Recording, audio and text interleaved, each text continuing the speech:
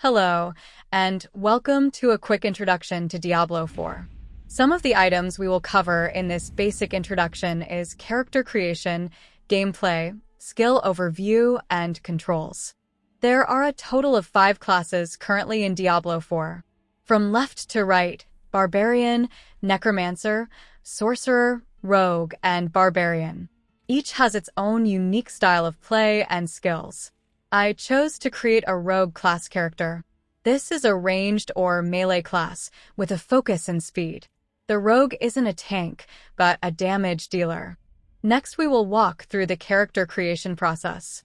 Blizzard gave you a lot of options to customize your character. Sex, skin color, eye color, face, hairstyle, hair color, facial hair, makeup, jewelry, markings, and marking color. While this isn't the pinnacle of character customization, there is enough here to let players feel like they have a character that is uniquely theirs. Games like Cyberpunk 2077 and Elder Scrolls Skyrim offer far more customization to the look of your character. These games are heavily focused on story and character interaction. You get to see your character talking and interacting with NPCs or non-player characters often. The Diablo franchise is a hack-and-slash loot-driven game. There are few cutscenes where the focus is characters' faces and the expressions they have.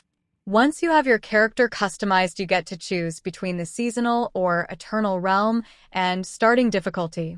You can also choose to create this character as a hardcore character, permanent death for the character. Once you have completed the main campaign, you can choose to skip it and jump right into the meat of the game. Here I chose not to skip the campaign, to show how the game starts. Diablo III started a trend with seasons in the action role-playing game genre. A season has a limited time where you try to complete several challenges, getting unique rewards. Each season you start fresh, with nothing from past gameplay. Gameplay within Diablo IV hasn't changed much since the original Diablo game. Click where you want to go. Click and hold to have your character follow your mouse. Use your hotbar skills on numbers 1 through 4 and your right and left click. There are a lot of keyboard shortcuts available in the game, and you can rebind them to any key you like. As with all ARPG games, loot is a major part of the game. Higher quality gear drops as you gain levels, letting you increase your character's power. My starting character has basic items, or what is called white items. Next, you will find magic items. They are blue. Rare items follow as you grow in level. These are yellow. Finally, for generated items, you get legendary items. These are red in color. Rare and legendary items come in 3 types. This is linked to the item power stat. Items below 650 item power are normal items. From 650 to 750 they become sacred. From 750 and up they are ancestral. One last item type is available. This is the unique item class. These are items that have preset attributes created by the developers. They often have build-defining powers. Some unique items are considered uber. They have a very low drop rate and take your character to a new level, allowing you to complete far more difficult content with ease. The last thing we will cover today is the skill system. Each past Diablo has had a different take on a skill system.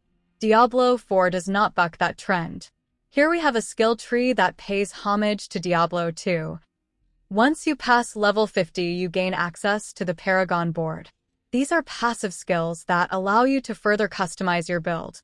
The Paragon board allows you to equip glyphs. These contain passive abilities that can synergize with your active skills. They are leveled up by completing nightmare dungeons.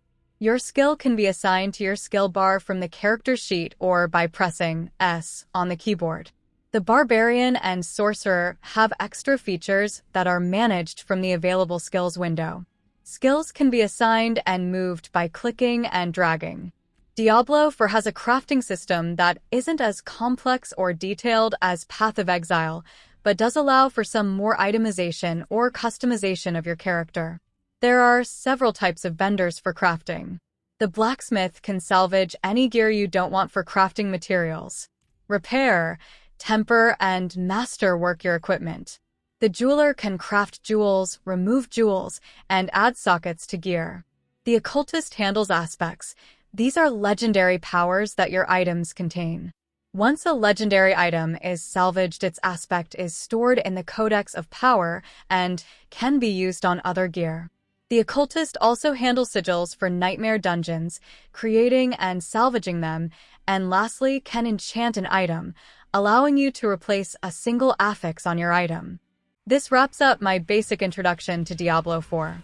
Check out some of the major content creators for this game for more information. I recommend Riker, a fellow Canadian. Thanks for watching.